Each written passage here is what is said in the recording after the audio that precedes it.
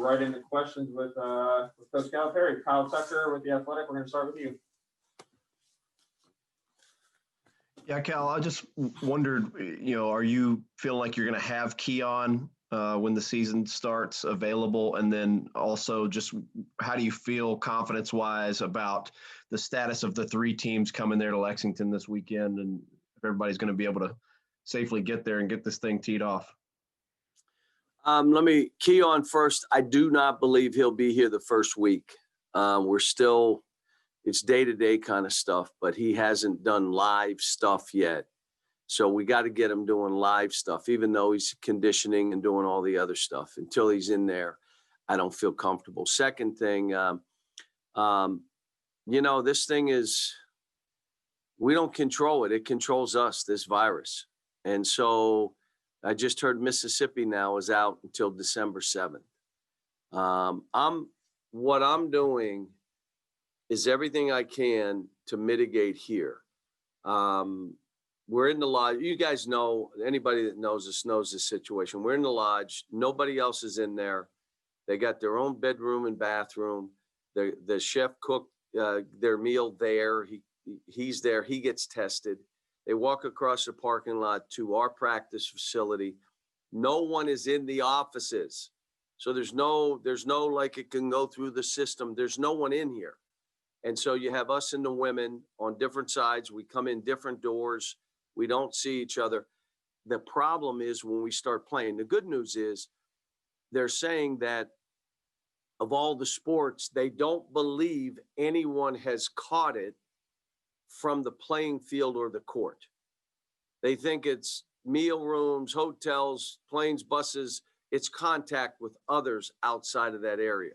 And we've done a pretty good job. So all I can tell you is even though we think we're doing good, we're wearing those chips to every practice, every scrimmage. We're having the officials wear it, the managers, the coaches, to mitigate all this. I just want to make sure our kids are safe. We're talking right now, and I've never done this before, but we may travel on game day. Like game day. Like you say, why would you travel on a day of a game? Wouldn't you be better being rested? Yeah, but it's another hotel stay. We're going to have our personal bus to wherever we're playing so that when we get off that plane, we're on a bus that's sanitized with the bus driver we know. And then go to the gym if we have time to shoot around. If we don't, we don't. We go to the hotel, lay around for an hour or two, have a pregame meal, play the game, immediately get on our own bus on that plane that didn't leave. It's the same plane we came in. We get on it, we go. We may have face shields and I may be overdoing it, but I'd rather be safe than sorry. Cal, just as of today, are all three teams good to go? Yeah, I called Brad last night and asked when they're getting they've been good, and they've had another test yesterday. They'll get it back today in Detroit. I'm hearing Morehead has been good in Richmond. So it appears as though we're good to go, but that's today. All right, next up we'll go with Daryl Bird, and then John Haley will be after him. Good morning, John. Your thoughts on moving the tournament, March Madness, to Indianapolis, perhaps, and might we see an actual S-curve seating for the first time? Well, this, I got to give it to Mitch and that committee that bubbling it up is the safest way for these kids to play basketball. Having 6 courts in Indianapolis where they can play, and kind of like the old NAIA, if you remember, where there would be 32 teams come in, and when you lose, you're out. You're on the bus, you go home, and they just play it down. They told me the reason the NBA bubble, the basketball was so good is because the teams didn't have to travel and they got in a rhythm of playing. So the rhythm they didn't want was 3 or 4 days off and have to play. They wanted to play every other day. Well, you know what? We can kind of do the same thing. And it hurt us here in Lexington because we had the first and second rounds, but this wasn't about Lexington. This wasn't about Kentucky. This is about, we're in an environment that we feel this is the best way. And I agree with them. And so I think what they did and the stance they took, I think was a good one. All right, John Hale, you got next. You talk about the unpredictability of the virus. I'm just wondering, what's your comfort level with having fans at these games this week, and what effect is limited crowds going to have on the product we see? John, I imagine your hair looks really bad. Is that why you don't have a picture? No, I'm in my car. That's why. I got a haircut though. Okay. So what did you ask me? Oh, fans. What's your comfort level with fans? Yeah. So here's what I would say. The team that gets hurt the most, and forget about financial or anything else, by not having fans or only having 15% or whatever, is Kentucky. And the reason it is, people come into this building are always playing in front of 20-some thousand. And it's a big advantage for us. Our fans and our fan base in that building play a big part in our success. I don't know what our record is during my 11 years here, but I think it's pretty high in this building. Well, if it's just a building and a court, we don't have the advantage we usually have. So it's going to hurt us more than anybody else. My hope is we figure out a way that fans that want to come to the game can be tested, so that people are comfortable being in our building, not just with the thermometer and saying, okay, they don't have a fever, because there's some asymptomatic people. But there's a test given a couple days before. Now, a test isn't the vaccine, but people will feel more comfortable having a mask on, having social distance. Maybe we can get more in our building if we figure out a way to try to test, so that everybody's comfortable that, look, and maybe we show the rest of the country, this is like the only way you can increase the number of fans there. But I think we're a ways away. We're just going to try to get through these first 3 games in 5 days, which is going to be hard for my team. Just so you know, we scrimmaged yesterday, and I came home smiling, and I told my wife, she said, wow, was it good? I said, it was our worst scrimmage since I've been the coach here. I've got both feet and hands on the panic button right now. So I'm just hoping that they needed to play against somebody else and they just got tired of each other. Because if not, I'm going to have to be the most patient soul on the earth when we start the season like 0-6. And I'm going to just be patient. That's what you should say to me. Be patient, because I like the team. Not playing hard enough, not enough team defense. Everybody's still locked into their own thing. I need my stuff where instead of making easy plays, I got to make a play. And so it leads to turnovers or putting guys in bad positions that they can't play. We have a ways to go. And again, we got 10 new guys. And I know you do it every year. We have 10 new players. So we're not very good right now. But I think in time we should be okay. All right, next up, we'll go with Jerry Tippett, the Herald leader, and then Ian Begley. I'll come to you after that. John, I was going to basically ask you about young team and not having any exhibitions, not even the blue-white game, to give people a feel. How helpful are those kind of games in a normal year? Well, I'm not worried about giving people a feel. I'm worried about giving me a feel. Like, what is this team? And so no exhibition. We're not one that we've scrimmaged in the past, but we have none of that. They only played against themselves. They're tired. They're playing our plays, if you know what I'm saying. They know what the plays are. They're playing them against each other. And so it's hard to make a pass. It's, and again, guys, as you're doing this, you and I know there are certain games, certain guys will stand up and other guys will stand up. And by the end of the year, we'll have 7 guys that have scored 25 or 30 in a game, but you're not doing it every game. And we're still, we're not trusting everything. We're not trusting each other. We're not trusting how we're playing. you would say, well, why wouldn't they? Haven't they seen the history of what's happened for the kids? And yes, but I want to do this. So they're still fighting it a little bit. We got good kids. We're asking guys to do stuff they've never done before, which means they're going to be a little uncomfortable. Asking them to create habits they've never had before, which means they're a little bit uncomfortable. You know, we have shot blockers. We just don't block any shots. I don't understand it, but we don't. And, you know, we have length, but we're not really good defensively right now. And I think a lot of it's team defense, but. All right, next up, we're going to go with Ian Begley and then Mark Berman. You'll be after that. Coach, thank you for doing this. What do you think about Immanuel Quickley, and what can you tell Knicks fans about what they could expect from him on the court and what he's like off the court? Ian, everybody on this call that's the Kentucky media knows he's one of the great kids that I've coached. And Ian, here's my question, and this is where I'm into analytics, but there are certain things that analytics can't evaluate.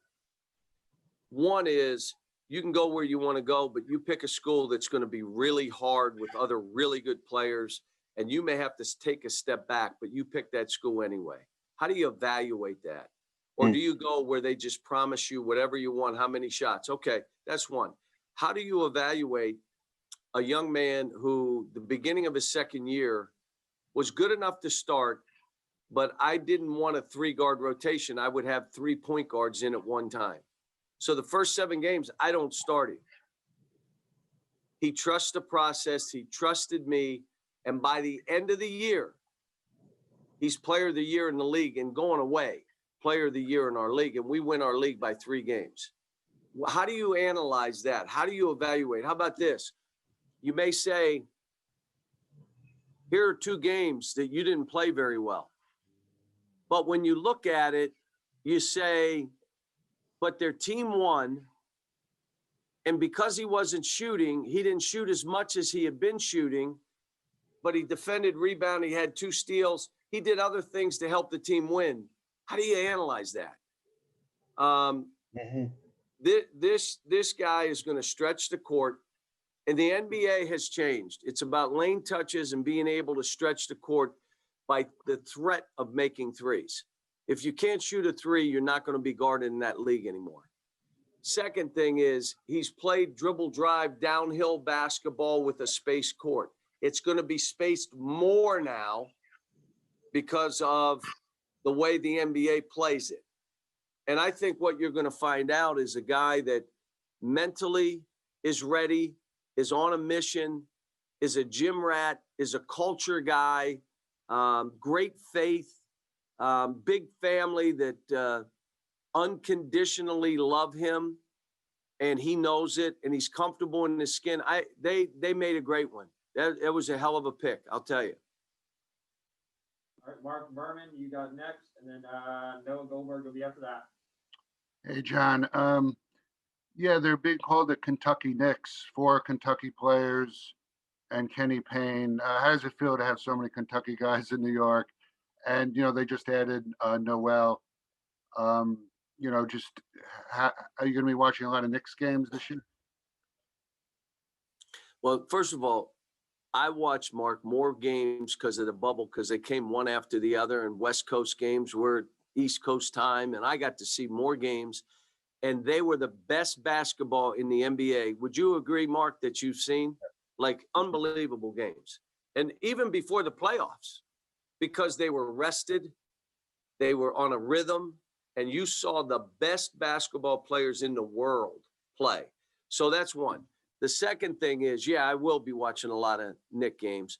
Leon is a dear friend. Wes is a dear friend. Kenny, and he's like my brother.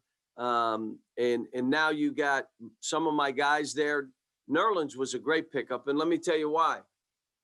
It's time to break through for him. And now what they're trying to do and how they're trying to do it, they're not trying to do it in a hurry. They got a terrific coach, a proven coach, a playoff coach. And now They've just got to build within, and they're going to start doing it. I mean, I think they've got the reason I encourage them with Kenny Payne. How good can Julius be? Like, he's good. Well, where can we really go? With Kenny there, I think he's got one more guy in his corner to help build his confidence, to train him, to push him. Also, Kevin Knox. Mark, do you and Ian remember what I said when you drafted him? Oh, he's the youngest guy in the draft. Don't expect it overnight. It may take 2 or 3 years. And everybody nodded like you are. And then when he doesn't turn it around right away, they say, well, what's up with Kevin Knox? Kevin Knox, again, let's see how good he can be. And that's why you want a Kenny Payne with you. And I think that the Knicks are on a different path. You may not see right away overnight the results that listen, it took us a while to get here. It's going to take a little while to get us where we want to go, but it took us a while to get where we are. Didn't happen in a year. So let this thing play out. And I think in the end, I think everybody's going to be pleased. All right, next up, we'll go with Noah Goldberg, and then Zach Mishkevich will be after that. Hey, John. Looking ahead to the final game of this Bluegrass Showcase, Richmond's a team that really tries to destroy their opponents in assist-to-turnover ratio. Of course, Jacob Gilliard led the nation in steals last year. In your preparation for this game, you have 2 incredibly talented freshmen in Terrence Clark and Brandon Boston, but of course, they're still young guys. How much of your preparation has been to drill into them, stay in control, stay within yourselves when they're going up against, as you've talked about experience, a much older, controlled, experienced team that really tries to expose indecisiveness? We haven't, because we have Morehead, they haven't heard me talk about Richmond. There are things that we're doing in practice to try to prepare them. So the day in between the Richmond game, we say, you remember all this stuff we were doing? Here's why we were doing it. Their experience, their ability to control the game, to make you play through every possession. If you play 15 seconds, you're getting beat. You got to play the whole possession. On offense, because of how they play, you cannot take high-risk plays. You got to be efficient offensively. Attack and run and get in the lane. But you're not making a 50-50 play. It's got to be a 70-30, 80-20, or don't make it. If you're going to take a bad shot against them, you take it late in the clock. Me saying all that to you, we have no chance of being like that, just so you know. That's our 3rd game of the year, 10 new players. They've never played against a college team, let alone a team that runs, quote, Princeton kind of stuff. So we're not – look, I've got 2 feet and 2 hands on the panic button. If I was worried about Richmond right now, I'd have my head pushing it down too. All right, Zach, Thanks, Coach. you got next, and then Sam Furley, we'll go to you after that. Coach, I'm based out of Orlando, kind of changing the subject here. I saw your tweets the other day about the passing of former Stetson coach Glenn Wilkes. I just kind of wanted to know your thoughts on your relationship with him and what he meant to the game of basketball. Well, he's the father of Florida college basketball. He is one of he's one of those guys that took me under his wing. I have no idea why. You'd have to ask his family, his wife. I don't know. But he was one that was almost like my protector. But I got a great story for you. And I told him this. He loved this story. I'm taking Tony Barbie. I'm coaching at UMass. And I'm taking my team to play at Purdue for Tony Barbie. That's the only reason. Tony was from Indianapolis, and I said, every one of my freshmen, before you leave here, will be able to play in your hometown. That was one of my things back then. So we're on the bus, and Purdue is playing Stetson, probably 91. We're on the bus, and Stetson makes a run. And my team is cheering for Stetson. I pull the bus over and stand up and turn that radio off. Are you out of your mind? If Stetson wins this game, we got no shot at beating Purdue. So stop. Stetson won the game, if you remember. And we had no shot. We got in a fight in the hallway. No, they fought us in the hallway. Like, as we came down the same tunnel, oh, they were throwing my guys against the wall. My guys, what's wrong with you? And we got beat by 30. I mean, it was like, and I tell him, you cost us a butt whipping. And he loved the story. But, you know, as a coach, as an organizer, he was the first one that ran camps and told us how you run a camp, how you teach young people, how you organize it, how you do this so that they benefit by this experience. He was the best. But he, aside from the basketball, always had a smile. Like, he was older, and George Raveling got sick and was in the hospital. And I went out to see Coach Rav, and he said, Coach Wilkes is going to be here tomorrow. What? He flew cross country. Now, I'm telling you, this was maybe 2 years ago, so he was 88, 89, cross country to go to the hospital to see George Raveling.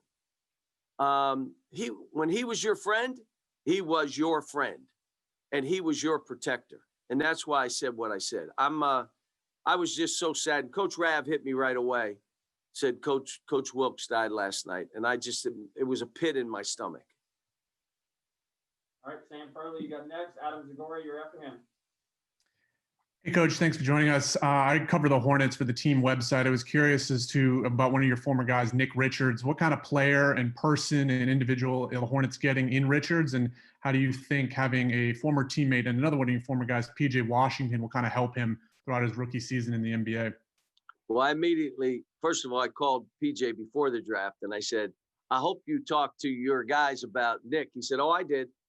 And, you know, Buzz called me, and I said, Buzz, here's the thing. Buzz Peterson, here's the thing. One, he's a rim runner. He's 7 foot tall, and he can shoot. He's learned to guard multiple positions. He's been a late bloomer because he started playing later. But he grew every year he was here. And I said, and here's the biggest thing I want to tell you. This tells you about him as a person. In his last meeting where he came in and we just were chopping it up, and he said, you know, like, I want to thank you and the staff because you guys believed in me when I didn't even believe in myself. That first year was hard.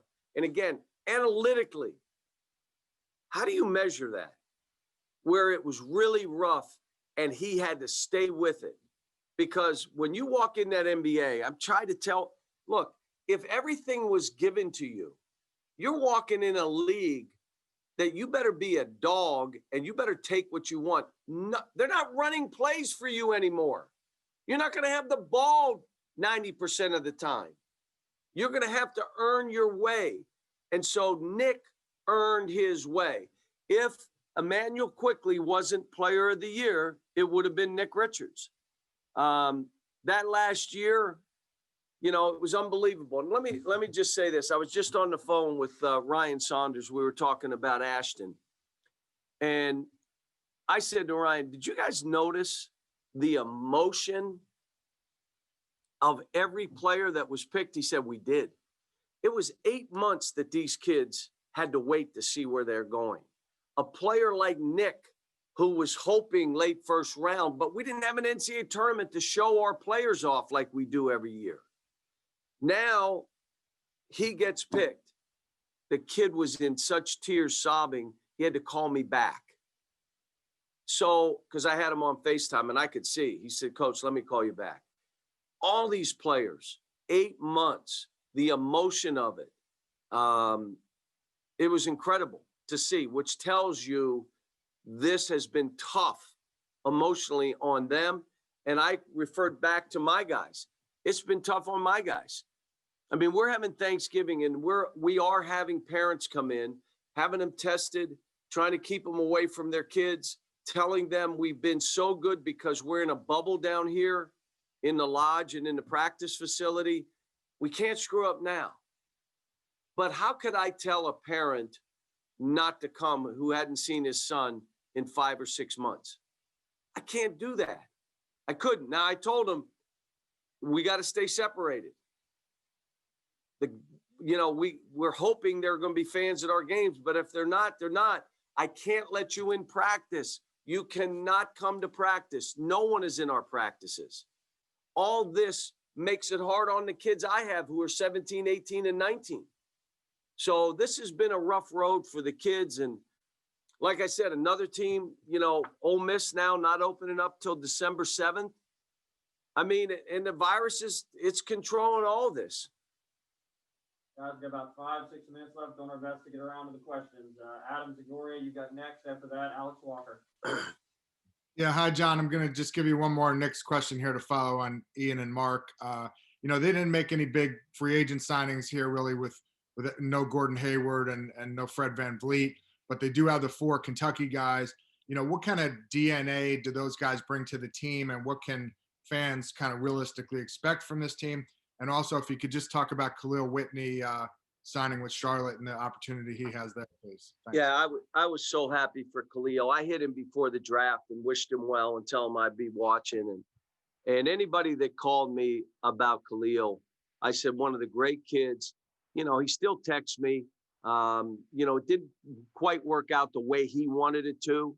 But he is a great kid and a great talent, and he's going to get a chance. Here's the greatest thing about the NBA. There's no politics in this. Either you can play and make it or not. It's not about race or religion. Players know who can play and who can't play. More than coaches know. And so all these guys, whether they're drafted first round, lottery, late first round, second round, or like Ashton Higgins, you're going on a two-way, which this year, a two-way, you're with the team. He's like he got drafted.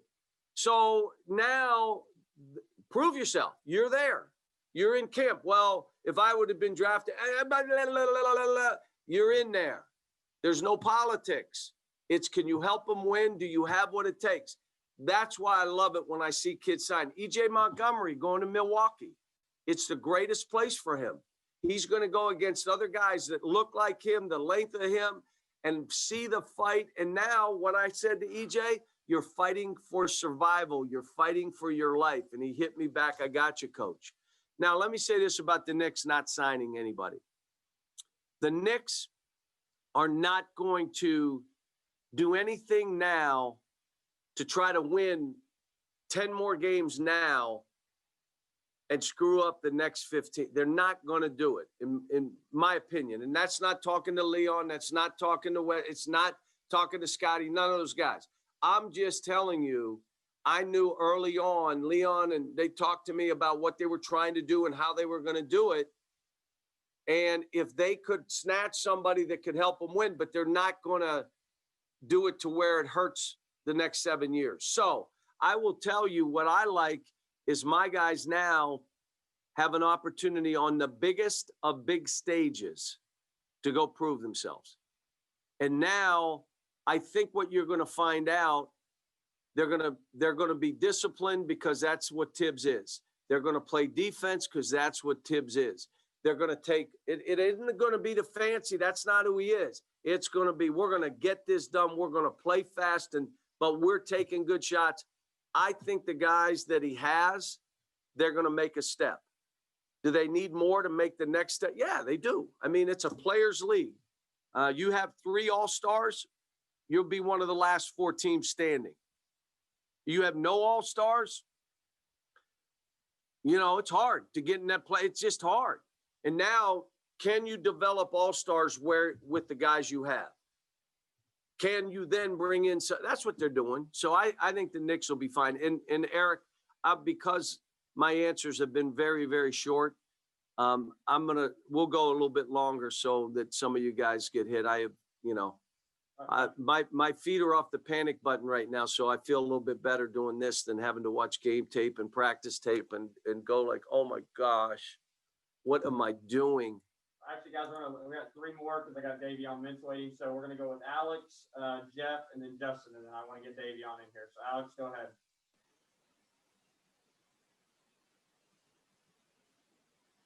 Alex, you there?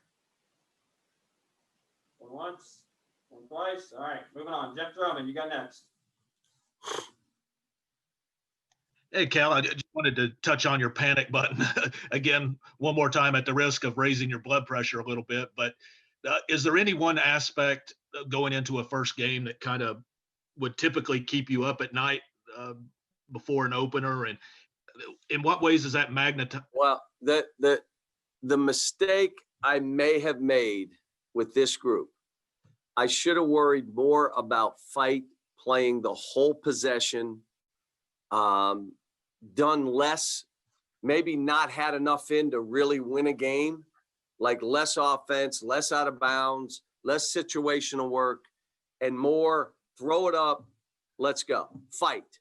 Every drill, fight, body to body. But you worry injury, you worry we got to play games, you worry our schedule, which is way too top heavy for this group. So you try to balance it, but I think I went a little bit too much. Let's be prepared to look like a basketball team. One of the teams I coached here, my first year, was the worst execution team I had, but they would fight and we won a lot of games. And that we knew that team, we could win a national championship unless shooting bit us. And we went in the Elite Eight, we shoot 0 for 22 from the three or whatever it was. But we knew that's the one thing that could get us, and it hit us that time. But this team, if we're not fighting, if we're not playing full possessions, if we're trying to play tired, like, well, in high school, I played every minute. You can't. We got to keep it on. That's how we are. It's all stuff I think they're going to have to learn as we go. All right, Justin Rose, you got next, and then Paul Banks. We'll end it with you, and then we'll get Davey on in here. Hey, Cal, greetings from Detroit. I just got off a Zoom call with, Antoine Davis is pretty good, but there's another player for Detroit Mercy who's just a star in the making named Brad Calipari. I don't know if you've heard of this kid or not. What's your anticipation? My wife tells me about him all the time, just so you know. What's your anticipation? I know he's been with you guys for a couple of years, and then he transferred up here just to play against him. It's just fun to see from the outside fathers and sons and their connections in the basketball world. Well, I've already told our team if anybody blocks his shot, they're out, and that I told him we're going to play him a boxing one, so you're not getting any balls, just so you know.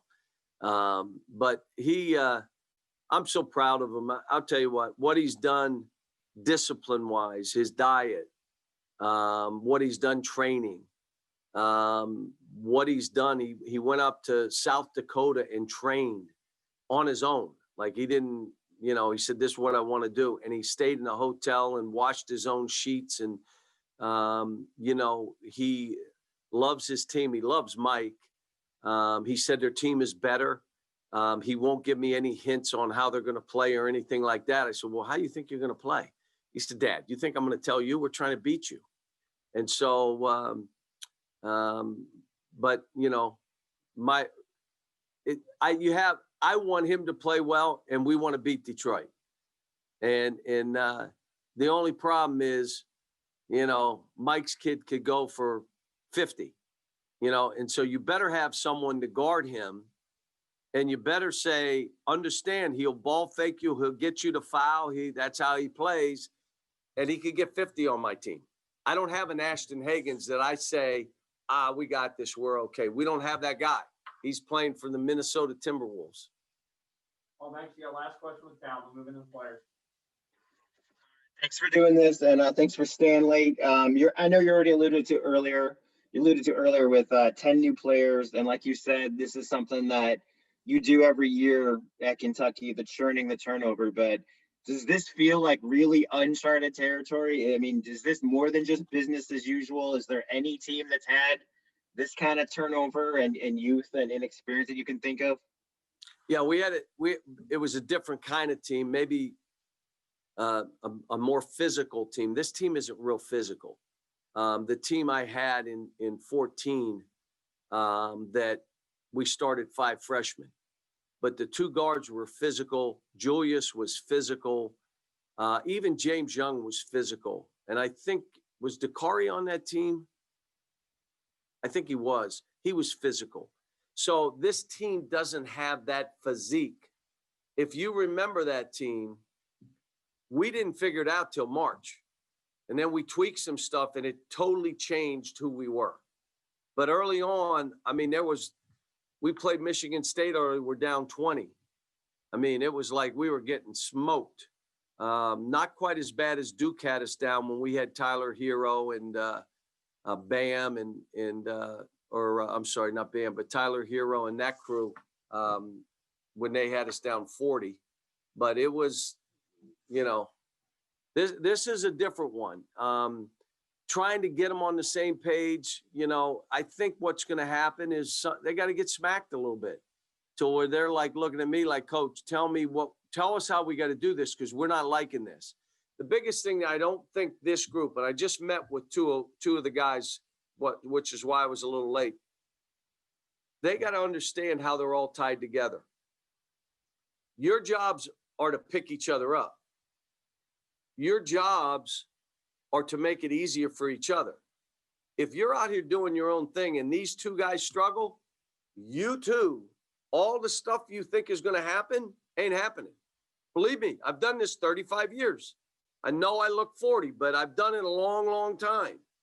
And so now you got to be those guys. Can't have body language, can't have meltdowns. You got to be with these guys and really locked in. Yesterday showed us that we have that in us. Oh my gosh. Let's hope we got it out yesterday. Because if that becomes who we are, whew, All right, guys. It's going to be rough. Guys, we're going to end it there with Coach Cal. We'll have Davion in here in just a second.